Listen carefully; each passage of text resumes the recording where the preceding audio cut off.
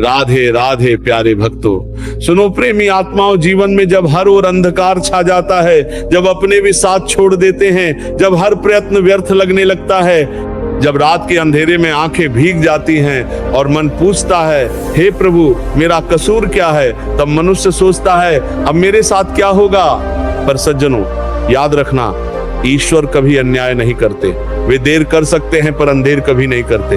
जब मनुष्य का बुरा वक्त आता है तो उसके साथ ईश्वर की परीक्षा भी आती है, और जब अच्छा वक्त आने वाला होता है तो भगवान पहले से संकेत भेजने लगते हैं। हाँ प्यारे भक्तों, संकेत जो बताते हैं कि अब तुम्हारे भाग्य का द्वार खुलने वाला है, अब तुम्हारी किस्मत मुस्कुराने वाली है, अब तुम्हारा समय पलटने वाला है। आइए जानते हैं वे 7 दिव्य संकेत जो बताते हैं कि भगवान तुम्हारे जीवन में शुभ परिवर्तन लाने वाले हैं।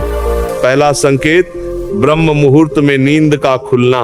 भजन प्रेमियों, अगर हाल ही में आपकी नींद अपने आप ब्रह्म मुहूर्त में खुलने लगी है, सुबह 3 से 5 के बीच, तो ये कोई संयोग नहीं है, ये बहुत बड़ा संकेत है। हमारे शास्त्रों ने कहा है कि ब्रह्म मुहूर्त वह पवित्र काल है जब सृष्टि की ऊर्जा सबसे शुद्ध और सबसे तीव्र होती है।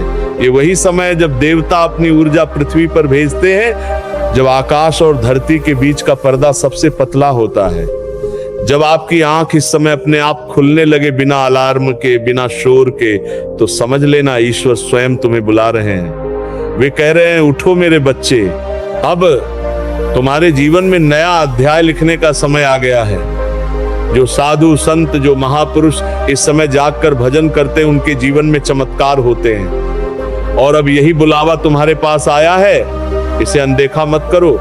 उठो, हाथ मुंह धो और 2 मिनट ही सही ठाकुर जी का स्मरण करो। दूसरा संकेत, बिना कारण प्रसन्न होना।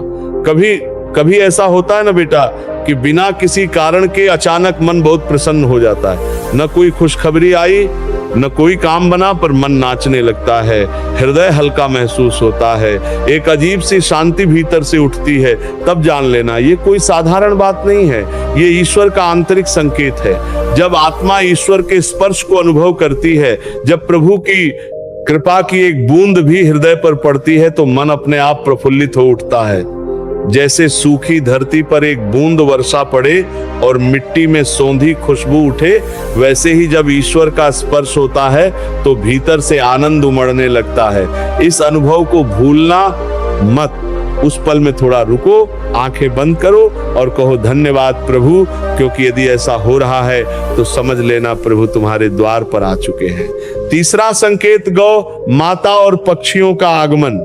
प्रेमी आत्माओं, यदि आपके घर के आसपास गौ माता बार आ रही हैं, बिना किसी खास कारण के आपके दरवाजे पर रुकती हैं, आपको देखती हैं, या पक्षी आपके आंगन में घोंसले बनाने लगे हैं, सुबह सुबह आपकी खिड़की पर बैठकर चहचहाने लगे हैं, तो यह बहुत ही शुभ संकेत है।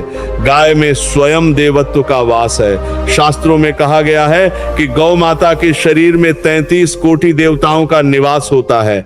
जब गौ माता आपके पास आए तो मन ही मन करके कहो, माता आपका स्वागत है। और पक्षियों की चहचहाट यह ईश्वर की प्रसन्नता का प्रतीक है। जब सृष्टि के यह निर्मल प्राणी आपके घर में आने लगे तो जान लो अब ईश्वर ने आपके द्वार पर लक्ष्मी को भेजने की तैयारी कर दी है।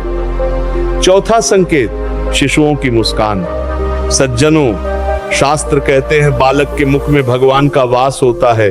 बच्चे निर्मल होते हैं, निश्चल होते हैं, वे झूठ नहीं जानते, छल नहीं जानते, इसीलिए वे वह देख सकते हैं जो हम बड़े नहीं देख पाते।